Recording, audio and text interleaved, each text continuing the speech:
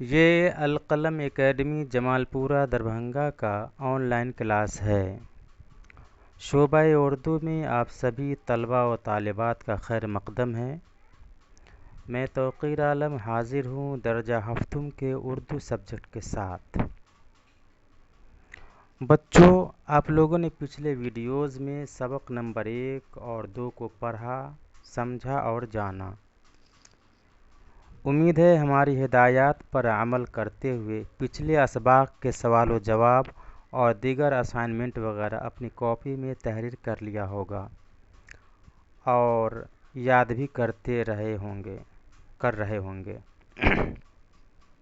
بہرکیف آج آپ اپنی درسی کتاب کا تیسرا سبق ہیرے کی قدر عنوان سے پڑھیں گے۔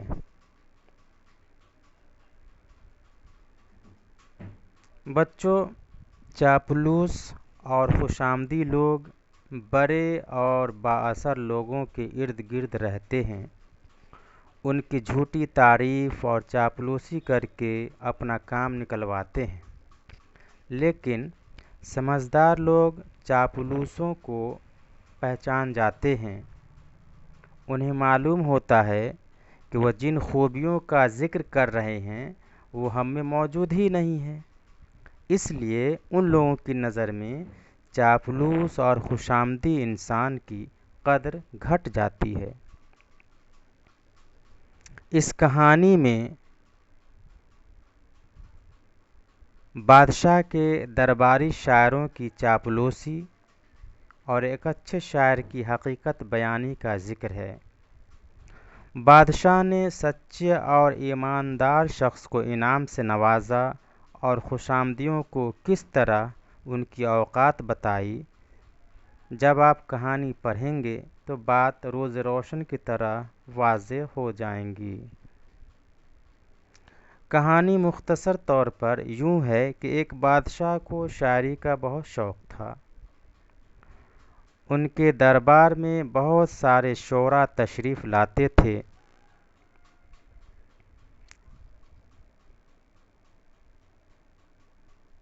آپس میں وہ لڑتے، ایک دوسرے کو نیچا دکھانے کی کوشش کرتے۔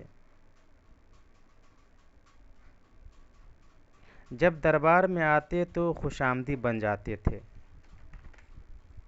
ایک بار بادشاہ نے دربار میں اعلان کیا کہ سچی تعریف کرے گا اسے انعام میں 1 ہیرا ملے گا۔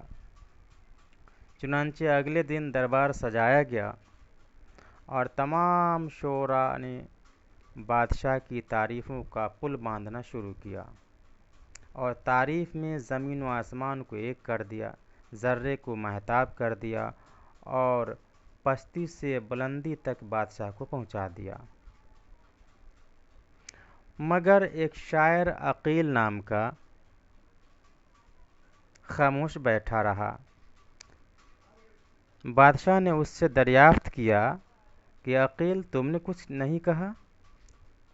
تو اس نے باادب ہو کر بادشاہ سے عرض گزار ہوا کہ جناب، آپ عالم بھی ہیں اور عقلمند بھی ہیں، لیکن گھوڑے اور گدھے کو ایک ہی استبل میں باندھ دیتے ہیں۔ بالآخر نتیجے کا اعلان ہوتا ہے اور سارے شعراء کو اعلان کے مطابق 1 ہیرا دیا جاتا ہے اور وہ چلے جاتے ہیں۔ شعراء اپنے اپنے ہیرے لے کر جوہری کے پاس پہنچتے ہیں تو پتہ چلتا ہے کہ سارے ہیرے نقلی ہیں۔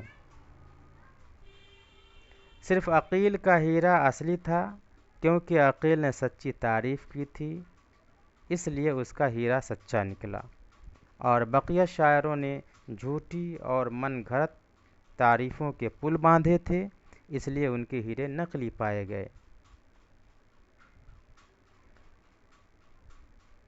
بچوں، یہ تھا آپ کی کہانی کا خلاصہ۔ اب آپ الفاظ و معانی کی طرف چلتے ہیں۔